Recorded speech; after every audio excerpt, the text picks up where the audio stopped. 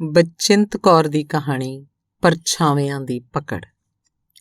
ਆਪਣੇ ਸਹੁਰੇ ਪਿੰਡੋਂ ਮੈਂ ਪਟਿਆਲੇ ਕੁਝ ਸੌਦਾ ਪੱਤਾ ਖਰੀਦਣ ਆਈ ਨਹੀਂ।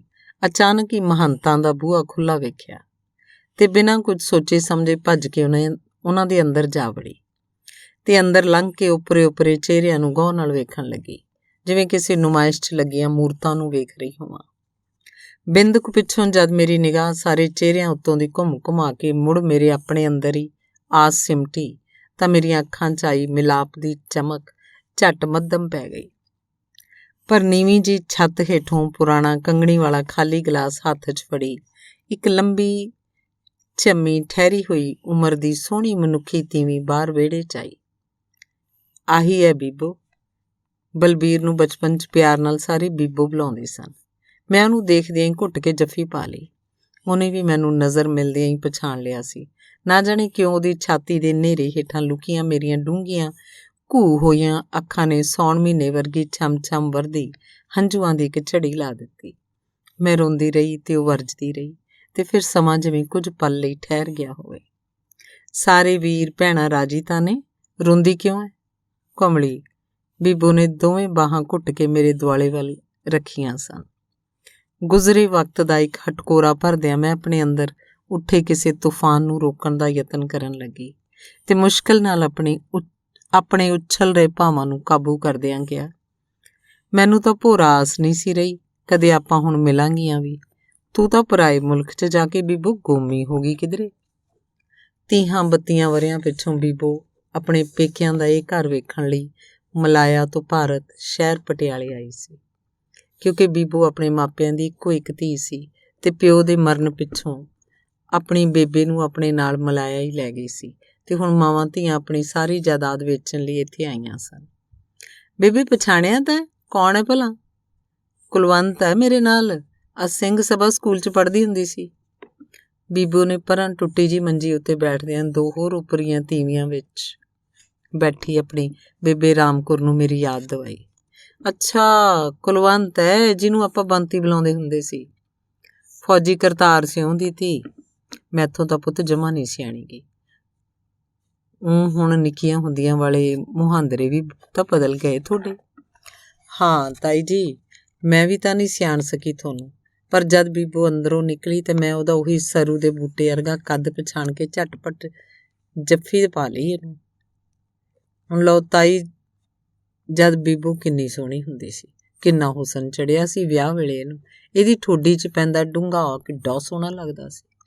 ਹਾਂ ਪੁੱਤ, ਸਦਾ ਇੱਕੋ ਰੁੱਤ ਕਾਹਨੂੰ ਰਹਿੰਦੀ ਹੈ, ਇਹ ਜੀਵਨ ਤਾਂ ਵਹਿੰਦੀ ਨਦੀ ਦਾ ਹੈ। ਧੀਏ ਹੋਰ ਸੁਣਾ, ਤੇਰੀ ਬੇਬੇ ਦਾ ਕੀ ਹਾਲ ਹੈ? ਬੇਬੇ ਤਾਂ ਤਾਈ 3 ਮਹੀਨੇ ਹੋ ਗਏ। ਅੱਗੋਂ ਮੇਰਾ ਜਿਵੇਂ ਗਲ ਭਰ ਆਇਆ ਸੀ ਤੇ ਦੁਬਾਰਾ ਗਮ ਦੇ ਉਛਲਦੇ ਤੂਫਾਨ ਨੂੰ ਰੋਕਿਆ, ਪਰ ਫਿਰ ਮੇਰੀ ਛਾਤੀ ਨੂੰ ਚੀਰਦਾ ਇੱਕ ਠੰਡਾ ਹੌਕਾ ਮੇਰੇ ਬੁੱਲ੍ਹਾਂ 'ਚੋਂ ਨਿਕਲ ਕੇ ਤਾਈ ਰਾਮਕੌਰ ਦੇ ਬੁੱਲ੍ਹਾਂ 'ਤੇ ਜਾ ਚਿਪਕਿਆ। ਮੇਰੇ ਸੰਗ 'ਚ ਜਿਵੇਂ ਕੋਈ ਕੱਚ ਦਾ ਟੁਕੜਾ ਅੜ ਕੇ ਰਹਿ ਗਿਆ ਸੀ। ਰੋ ਨਾ ਧੀਏ, ਮਾਪੇ ਤਾਂ ਪੱਕੇ ਹੋਏ ਫਲ ਹੁੰਦੇ ਨੇ। ਜਦ ਕਦ ਤਾਂ ਟਾਹਣੀ ਨਾਲੋਂ ਟੁੱਟਣਾ ਹੀ ਹੈ ਇਹਨਾਂ ਨੇ। ਹੁਣ ਤੂੰ ਮੈਨੂੰ ਹੀ ਦੇਖ ਲੈ। ਅਜੇ ਗੱਲ ਪੂਰੀ ਵੀ ਨਹੀਂ ਸੀ ਹੋਈ ਕਿ ਬੀਬੋ ਆਪਣੀ ਮਾਂ ਨੂੰ ਝਿੜਕੇ ਪਈ।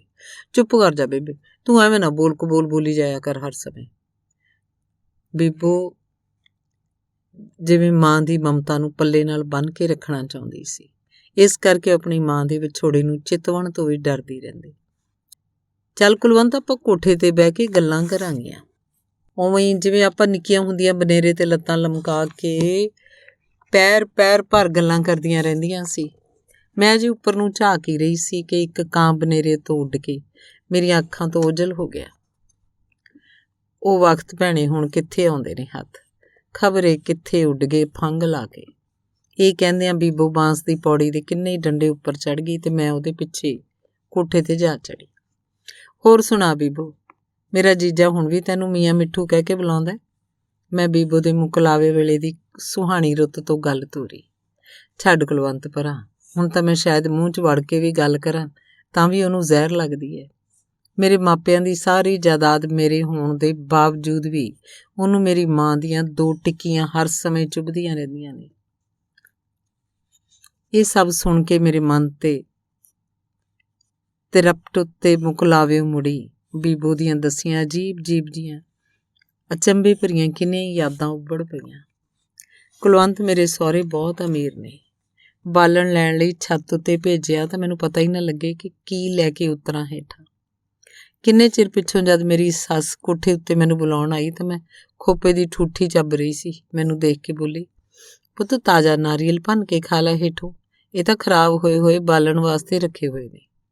ਉਸ ਵੇਲੇ ਮੈਨੂੰ ਅੰਤਾਂ ਦੀ ਸ਼ਰਮ ਆਈ। ਕੀ ਕਹਿੰਦੀ ਹੋ ਵੀ ਬਹੂ ਨੇ ਕਦੀ ਖੋਪਾ ਨਹੀਂ ਦੇਖਿਆ? ਪਰ ਆਪਣੀ ਇੱਥੇ ਤਾਂ ਖੋਪੇ ਦੀ ਨਿੱਕੀ ਜਿਹੀ ਠੂਠੀ ਕਿੰਨੀ ਮਹਿੰਗੀ ਮਿਲਦੀ ਹੈ। ਮੈਨੂੰ ਜਿਵੇਂ ਬੀਬੋ ਦੀਆਂ ਗੱਲਾਂ 'ਤੇ ਯਕੀਨ ਨਹੀਂ ਸੀ ਆਉਂਦਾ। ਉਹ ਮੈਨੂੰ ਦੱਸਦੀ ਕਿ ਸਾਰੇ ਸਿਆਮ ਦੇਸ਼ ਦੀ ਧਰਤੀ ਉੱਤੇ ਨਾਰੀਅਲ ਦੇ ਖੇਤ ਇਉਂ ਉੱਗੇ ਹੈ ਜਿਵੇਂ ਆਪਣੇ ਭਾਰਤ ਵਿੱਚ ਅੱਕ ਤੇ ਕਰੀਰ। ਰਬੜ ਬਣਾਉਣ ਵਾਲੇ ਰੁੱਖ ਵੀ ਬਹੁਤ ਕਰਕੇ ਮਲਾਇਆ ਅਤੇ ਸਿਆਮ ਦੀ ਧਰਤੀ 'ਤੇ ਹੁੰਦੇ ਆ। ਮੇਰੇ ਸਹੁਰਿਆਂ ਦਾ ਨਾਰੀਅਲ ਤੇ ਰਬੜ ਦਾ ਬਹੁਤ ਵੱਡਾ ਕਾਰੋਬਾਰ ਹੈ ਅਤੇ ਫਿਰ ਮੈਨੂੰ ਉਹ ਲੋਕ ਸੋਹਣੇ ਨਹੀਂ ਲੱਗੇ। ਸੱਪ ਠੂਏ ਚੂਹੇ ਖਾ ਜਾਂਦੇ ਨੇ, ਉਹ ਨਕਸ਼ ਵੀ ਫੀਨੇ ਫੀਨੇ ਨੇ ਉਹਨਾਂ ਦੇ। ਮੁਕਲਾਵਿਓਂ ਮੁੜੀ ਬੀਬੋ ਨੇ ਪਤਾ ਨਹੀਂ ਕਿੰਨਾ ਕੁਝ ਮੈਨੂੰ ਇਹੋ ਜਿਹਾ ਦੱਸਿਆ ਜਿਸ ਪਰੀਆਂ ਤੇ ਦਿਓਆਂ ਦੇ ਦੇਸ਼ ਦੀ ਕਹਾਣੀ ਉਹ ਮੈਨੂੰ ਸੁਣਾ ਰਹੀ ਹੋਵੇ। ਪਰ ਉਦੋਂ ਉਹਦੀ ਕਹਾਣੀ ਕੋਰਾ ਝੂਠ ਲੱਗਦੀ ਸੀ।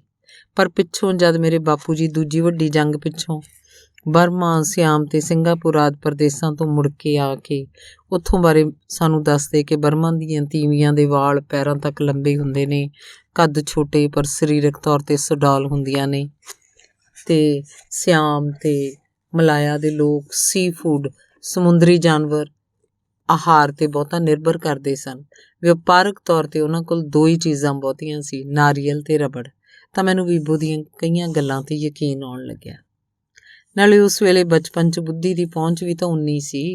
ਜਦੋਂ ਕਿਸੇ ਸਹੇਲੀ ਦੇ ਘਰ ਕੋਈ ਨਿੱਕਾ ਭਾਈ ਜੰਮ ਪੈਂਦਾ ਤਾਂ ਅਸੀਂ ਘੰਟਿਆਂ ਬੱਧੀ ਇਕੱਲੀਆਂ ਬਹਿ ਕੇ ਨਵੇਂ ਜਨਮੇ ਬਾਲ ਦੇ ਜਨਮ ਬਾਰੇ ਆਪਣੇ ਅਕਲ ਦੇ ਘੋੜੇ ਦੜਾਉਂਦੀਆਂ। ਪਰ ਸਮਝ ਵਿੱਚ ਕਿਸੇ ਦੇ ਕੁਝ ਵੀ ਨਹੀਂ ਸੀ ਆਉਂਦਾ।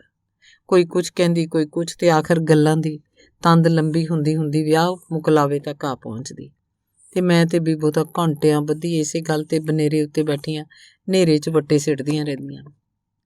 ਸਾਡੇ ਅਤੇ ਬੀਬੋ ਹੋਰਾਂ ਦੇ ਘਰ ਦੀ ਇੱਕੋ ਕੰਧ ਸੀ ਪਟਿਆਲੇ ਜੀ ਰਾਜਾਂ ਦੇ ਮਹੱਲੇ ਵਿੱਚ, ਬਾਬੇ ਵਾਲੇ ਦੀਆਂ ਸ਼ਾਹੀ ਸਮਾਧਾਂ ਨਾਲ ਲੱਗਦੀ, ਅਤੇ ਸਾਡੀ ਗਲੀ ਅੱਗੋਂ ਜਾ ਕੇ ਸਮਾਧਾਂ ਦੇ ਫਾਟਕ ਕੋਲ ਬੰਦ ਹੋ ਜਾਂਦੀ ਸੀ।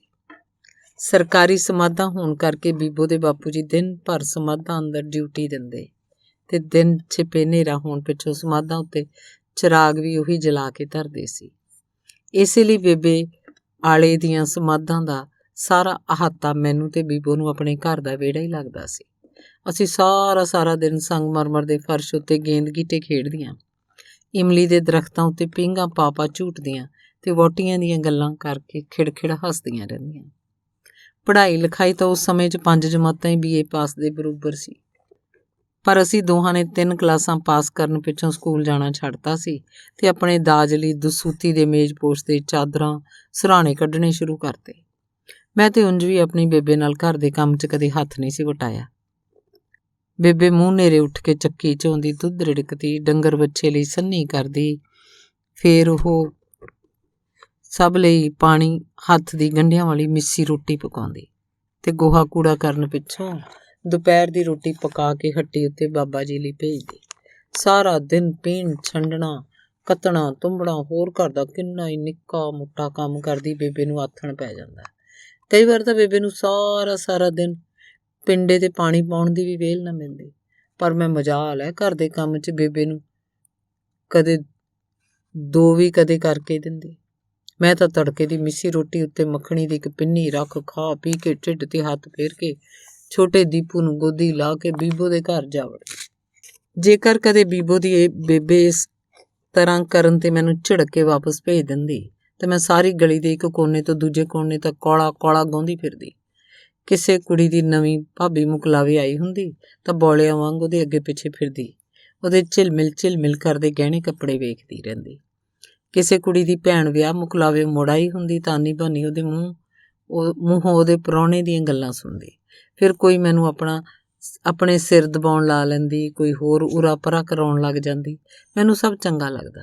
ਪਰ ਜੇ ਕੋਈ ਨਵੀਂ ਵਿਆਹੀ ਆਪਣੇ ਸਲਵਾਰ 'ਚ ਰੰਗਦਾਰ ਸੁਨਹਿਰੀ ਲੜੀਆਂ ਵਾਲਾ ਰੇਸ਼ਮੀ ਨਾਲਾ ਪਾਉਣ ਲਈ ਕਹਿੰਦੀ ਤਾਂ ਜਿਵੇਂ ਮੈਨੂੰ ਚਾਅ ਜਿਹਾ ਚੜ੍ਹ ਜਾਂਦਾ। ਦਿਨ ਢਲੇ ਜਾ ਕੇ ਭੁੱਖਣ ਭਾਣੇ 1.5 ਕੁ ਸਾਲ ਦੇ ਦੀਪੂ ਨੂੰ ਗੋਦੀ ਲਟਕਾਉਂਦੀ ਮੈਂ ਘਰ ਮੁੜਦੀ ਤਾਂ ਬੇਬੇ ਦੀਆਂ ਅੱਖਾਂ 'ਚ ਗੁੱਸਾ ਦੇਖ ਉਹਦੀਆਂ ਝਿੜਕਾਂ ਤੋਂ ਡਰਦੀ ਫਿਲਮਾਂ ਤੇ ਗਾਣਿਆਂ ਦੀ ਕਾਪੀ ਆਪਣੀ ਕਿਤਾਬ 'ਚ ਰੱਖ ਕੇ ਬਹਿ ਜਾਂਦੀ ਉੱਚੀ ਉੱਚੀ ਆਪਣੇ ਸਕੂਲ ਦਾ ਸਬਕ ਯਾਦ ਕਰਨ। ਇੱਕ ਸੀ ਚਿੜੀ ਇੱਕ ਸੀ ਕਾਂ, ਦੋਹਾਂ ਨੇ ਮਿਲ ਕੇ ਸਾਂਝੀ ਖੇਤੀ ਬੀਜੀ।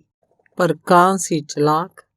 ਪਰ ਹੁਣ ਮੈਨੂੰ ਇਉਂ ਲੱਗਦਾ ਕਿ ਮੈਂ ਸੀ ਕਾਂ ਤੇ ਮੇਰੀ ਬੇਬੇ ਵਿਚਾਰੀ ਸੀ ਚਿੜੀ, ਜਿਹਨੂੰ ਮੈਂ ਕਾਂ ਚਿੜੀ ਦੀ ਕਹਾਣੀ ਮੂੰਹੋਂ ਬੋਲ ਬੋਲ ਕੇ ਸੁਣਾਉਂਦੀ ਧੋਖਾ ਦਿੰਦੀ ਸੀ।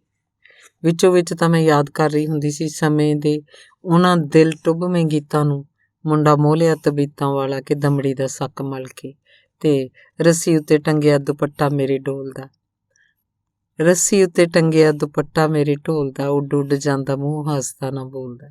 ਸਮੇਂ ਦੀਆਂ ਉਹ ਪੈੜਾਂ ਜਿਨ੍ਹਾਂ ਨੂੰ ਅਸੀਂ ਕਿਧਰੇ ਦੂਰ ਭੂਤ ਵਿੱਚ ਛੱਡ ਆਈਆਂ ਸੀ, ਅੱਜ ਇੱਕ ਇੱਕ ਕਰਕੇ ਉਗੜ ਆਈਆਂ ਸਨ ਮੇਰੇ ਤੇ ਬੀਬੋ ਦੇ ਮਨ ਦੇ ਵਿਹੜੇ। ਅਜੇ ਕਿਹੜਾ ਬੱਸ ਸੀ। ਇੱਕ ਦਿਨ ਮੈਂ ਤੇ ਬੀਬੋ ਆਪਣੇ ਆਪਣੇ ਫੱਟੀ ਵਾਸਤੇ ਮੋਢਿਆਂ ਤੇ ਲਟਕਾਈ ਸਕੂਲ ਜਾਣ ਦੀ ਬਜਾਏ ਗੱਡੀ ਦੇਖਣ ਦੇ ਸ਼ੌਕ ਨਾਲ ਪਟਿਆਲੇ ਸਟੇਸ਼ਨ ਅੰਦਰ ਪਲੇਟਫਾਰਮ ਤੇ ਜਾ ਪਹੁੰਚੀ। 9 ਵਜੇ ਦੀ ਗੱਡੀ ਆਈ, ਛਕ ਛਕ ਕਰਦੀ ਲੰਘ ਗਈ। ਅਸੀਂ ਹਰੇ ਰੰਗ ਦੇ ਬੈਂਚ ਉੱਤੇ ਬੈਠੀਆਂ ਗੱਡੀ ਨੂੰ ਦੇਖਦੀਆਂ ਰਹੀਆਂ। ਸਮਾਂ ਭਲਾ ਕਿਹਨੂੰ ਡਾਹ ਦਿੰਦਾ। ਫਿਰ 11 ਵਜੇ ਦਾ ਨਾਭੇ ਨੂੰ ਜਾਣ ਵਾਲਾ ਡੱਬਾ ਜਦੋਂ ਲੰਘਿਆ ਤਾਂ ਸਾਰਾ ਪਲੇਟਫਾਰਮ ਜਿਵੇਂ ਇੱਕੋ ਵਾਰੀ ਖਾਲਮ ਖਾਲੀ ਹੋ ਕੇ ਸਾਨੂੰ ਦੋਵਾਂ ਨੂੰ ਘੂਰਨ ਲੱਗਿਆ। ਕਿੱਥੇ ਜਾਣਾ ਤੁਸੀਂ? ਨੀਲੀ ਵਰਦੀ ਵਾਲੇ ਇੱਕ ਬੰਦੇ ਨੇ ਆਪਣੀ ਟੋਪੀ ਸੁਆਰਦਿਆਂ ਸਾਨੂੰ ਪੁੱਛਿਆ। ਸਾਡੀ ਬੇਬੇ ਗੱਡੀ 'ਚ ਚਲੀ ਗਈ, ਅਸੀਂ ਰਹਿ ਗਈਆਂ। ਮੈਂ ਆਪਣੇ ਆਪ ਨੂੰ ਕੁਝ ਜ਼ਿਆਦਾ ਹੀ ਹੁਸ਼ਿਆਰ ਸਮਝਦੀ ਸੀ। ਕਿੱਥੇ ਜਾਣਾ ਸੀ ਤੁਸੀਂ ਬੇਬੇ ਨਾਲ? ਤੇ ਬਸਤੇ ਫੱਟੀਆਂ ਸਾਨੂੰ ਉੱਚੀ ਦੇਣੀ ਝਿੜਕਦਿਆਂ ਟੀਟੀ ਨੇ ਮੇਰਾ ਬਸਤਾ ਫਰੋਲਿਆ। ਵਿੱਚੋਂ ਮੇਰੇ ਵੱਡੇ ਵੀਰ ਦੀ 4ਥੀ ਜਮਾਤ ਦੀ ਕਿਤਾਬ ਉਹਦੇ ਹੱਥ ਲੱਗ ਗਈ, ਜਿਸ 'ਚ ਜਹਾਂਗੀਰ ਦੇ ਇਨਸਾਫ ਵਾਲੀ ਵਾਰਤਾ ਪਹਿਲੇ ਸਫ਼ੇ ਉੱਤੇ ਹੀ ਸੀ। ਕਿਹੜੇ ਸਕੂਲ 'ਚ ਪੜ੍ਹਦੀ ਹੋ ਤੇ ਕਿਸ ਕਲਾਸ 'ਚ? ਉਹਨੇ ਸਾਨੂੰ ਝਿੜਕਦਿਆਂ ਪੁੱਛਿਆ। ਬੀਬੋ ਹੌਲੀ ਜੀ ਬੋਲੀ, ਜੀ ਅਸੀਂ ਦੋਵੇਂ 3 ਜਮਾਤ 'ਚ ਸਿੰਘ ਸਭਾ ਸਕੂਲ 'ਚ। ਤੇ 4ਥੀ ਦੀ ਕਿਤਾਬ ਕਿਹਦੀ ਚੋਰੀ ਕੀਤੀ ਹੈ? ਮੇਰੇ ਵੱਡੇ ਵੀਰ ਦੀ ਹੈ। ਚਲੋ ਨਿਕਲੋ ਬਾਹਰ, ਜਾਓ ਘਰਾਂ ਨੂੰ, ਝੋਟੀਆਂ ਨਾ ਹੋਣ ਕਿਤੋਂ ਦੀਆਂ। ਇਸ ਘਟਨਾ ਨੂੰ ਯਾਦ ਕਰ ਅਸੀਂ ਦੋਵੇਂ ਕੋਠੇ ਤੇ ਬੈਠੀਆਂ ਜ਼ੋਰ ਜ਼ੋਰ ਨਾਲ ਖਿੜਖੜਾ ਕੇ ਹੱਸੀਆਂ। ਕੁੜੀਓ ਹੇਠਾਂ ਉਤਰ ਆਓ, ਹੁਣ ਬੱਦਲ ਵੀ ਆ ਗਿਆ ਚੜ੍ਹ ਕੇ। ਉੱਤੋਂ ਭਾਦੋਂ ਦੀ ਰੁੱਤ ਦੇ ਬੱਦਲ ਬੜੇ ਬੇਥੋਏ ਹੁੰਦੇ ਨੇ। ਨਾਲ ਚਾਹ ਦਾ ਘੁੱਟ ਪੀ ਲਓ ਆ ਕੇ, ਹੁਣ ਠੰਡੀ ਹੋ ਰਹੀ ਹੈ। ਹੇਠੋਂ ਤਾਈ ਰਾਮ ਕੌਰ ਸਾਨੂੰ ਹਾਕਾਂ ਮਾਰ ਰਹੀ ਸੀ। ਅੰਬਰ 'ਚ ਭਾਵੇਂ ਇੱਕ ਗਰਦ ਜਿਹੀ ਫੈਲੀ ਹੋਈ ਸੀ, ਕਦੇ ਕਦੇ ਬਿਜਲੀ ਵੀ ਸਾਡੇ ਸਿਰਾਂ ਤੇ ਲਿਸ਼ਕ ਰਹੀ ਸੀ। ਫਿਰ ਵੀ ਉਬੜ ਖੱਬੜ ਕਾਲੀਆਂ ਉੱਡਦੀਆਂ ਬਦਲੀਆਂ ਨੂੰ ਵੇਖ ਇੱਕ ਵਾਰੀ ਤਾਂ ਸਾਡਾ ਦੋਹਾਂ ਦਾ ਚਿੱਤ ਕਰ ਆਇਆ ਕਿ ਅੱਜ ਫਿਰ ਅਸੀਂ ਸਮਾਧਾਂ ਅੰਦਰ ਜਾ ਕੇ ਬਚਪਨ ਵਾਂਗ ਇਮਲੀ ਦੇ ਉਸ ਟਾਹਣੇ ਉੱਤੇ ਪੀਂਘ ਝੂਟੀਏ ਜਿੱਥੇ ਅਸੀਂ ਬਚਪਨ 'ਚ ਝੂਟਦੀਆਂ ਹੁੰਦੀਆਂ ਸੀ। ਇਮਲੀ ਦੇ ਉਸੇ ਰੁੱਖ ਵੱਲ ਹਿਰਾਸੀਆਂ ਜੀਆਂ ਨਜ਼ਰਾਂ ਨਾਲ ਦੇਖਦੀਆਂ ਅਸੀਂ ਕੋਠੇ ਉੱਤੋਂ ਉੱਠ ਖੜੀਆਂ ਹੋਈਆਂ। ਇੰਨੇ 'ਚ ਬੱਦਲ ਜ਼ੋਰ ਦੀ ਕੜਕਿਆ, ਹਵਾ ਵੀ ਜ਼ੋਰ ਜ਼ੋਰ ਨਾਲ ਚੱਲਣ ਲੱਗੀ। ਸਾਰੇ ਵਾਤਾਵਰਨ 'ਚ ਇੱਕ ਰੇਤ ਜਿਹੀ ਰੜਕਣ ਲੱਗੀ ਤੇ ਸਾਡੇ ਦੇਖਦਿਆਂ ਦੇਖਦਿਆਂ ਹਵਾ ਦੇ ਇੱਕ ਝੌਂਕੇ ਨਾਲ ਜੜਾਕ ਕਰਕੇ ਟੁੱਟਦਾ ਇਮਲੀ ਦੇ ਦਰਖਤ ਦਾ ਇੱਕ ਵੱਡਾ ਟਾਹਣਾ ਧਰਤੀ ਤੇ ਆ ਡਿੱਗਿਆ ਤੇ ਉਸੇ ਟਹਿਣੀ ਦੀਆਂ ਜੜ੍ਹਾਂ ਹੇਠੋਂ ਆਪਣੀ ਖੁੱਡ 'ਚੋਂ ਡਿੱਗਦਾ ਇੱਕ ਗਾਲੜ ਸਾਡੀਆਂ ਅੱਖਾਂ ਦੇ ਸਾਹਮਣੇ ਝੱਟ ਟਾਹਣੀ ਹੇਠਾਂ ਕੇ ਮਿੱਧਿਆ ਗਿਆ। ਪੁੱਤ ਉਤਰ ਆਓ ਹੇਠਾਂ, ਹੁਣ ਤਾਂ ਉੱਤੋਂ ਪਾਣੀ ਵੀ ਬਰਸਣ ਲੱਗ ਪਿਆ, ਨਾਲ ਚਾਹ ਦੀ ਘੁੱਟ ਵੀ ਪਈ ਪਈ ਠੰਡੀ ਹੋ ਗਈ। ਤਾਈ ਰਾਮ ਕੌਰ ਦੀ ਇੱਕ ਹੋਰ ਹਾਕ ਸਾਡੇ ਕੰਨਾਂ ਨਾਲ ਟਕਰਾਈ। ਅਚਾਨਕ ਇੱਕੋ ਵਾਰੀ ਇੱਕ ਠੰਡਾ ਸੀਤ ਹੌਕਾ ਸਾਡੇ ਦੋਹਾਂ ਦੇ ਧੁਰ ਡੂੰਘਿਓਂ ਕਿਤੋਂ ਨਿਕਲ ਕੇ ਸਾਡੇ ਬੁੱਲ੍ਹਾਂ ਤੇ ਆ ਕੇ ਜੰਮ ਗਿਆ ਤੇ ਅਸੀਂ ਭਵਿੱਤਰੀਆਂ ਜੀਆਂ ਹੇਠਾਂ ਪੌੜੀ ਦੇ ਡੰਡਿਆਂ ਵੱਲ ਝਾਕਣ ਲੱਗ ਪਈਆਂ। ਧੰਨਵਾਦ।